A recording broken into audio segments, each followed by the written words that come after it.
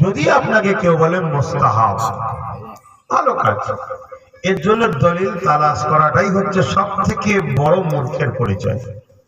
কেন মুস্তাহাব জিনিসের দলিল তালাশ করতে লাগে না।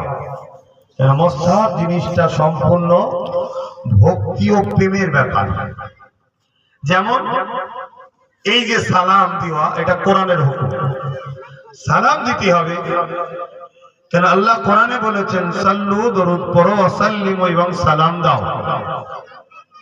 তাসলিমা, সবথেকে উত্তম ভক্তি ভালোবাসার সাথে সালাম দাও। সালাম দিবার মতো সালাম দাও। সালাম দিতে হবে, এটা আল্লাহর হুকুম, নবীর উপরে সালাম দিতে হবে। এবার এই দাঁড়ানোটা, এটাকে বলা হয় আরবিতে কিয়াম। এইটা কোথা থেকে এলো? একটা প্রশ্ন। এটাকে যদি বলা হয় ফরজ, তাহলে আপনি দলিল চাইতে হবে, আপনার চাওয়ার উচিত আছে, দলিল চাইতে পারেন, আপনার অধিকার আছে। যদি বলা হয় ওয়াজিব, আপনি দলিল যদি চান, চাওয়ার অধিকার আছে, রাইট। যদি বলা হয় সুন্নাতে মুআক্কাদা, তাও আপনার অধিকার আছে যে দলিল কোথায়। আর যদি কেউ বলে ভাই তারটা হলো একটা ভক্তি ভালোবাসা, আমাদের ভালো লাগে, আমরা নবীর প্রেমে একটু তাজিম সম্মানে দাঁড়াই, মুস্তাহাব জিনিস ভাই, এখানে দলিল খোঁজাটাই হচ্ছে মূর্খের ব্যাপার। কথা বুঝে আসছে? এবারে কেউ যদি বসে সালাম দেয়, যাই বসে দেবো, কেউ যদি তার হাত ধরে তোলে, ওটাও অন্যায় হবে। কেন? মুস্তাহাব এটা। কথা বুঝে আসছে? মুস্তাহাব জিনিসে বাড়াবাড়ি করা, টানাটানি করাও চলবে না। কিন্তু আমার একটা কথা, এই কথাটা কি জন্যে? ভালোবাসার জন্য। কি কথা? সালাম দিলে জবাব পাওয়া যায়।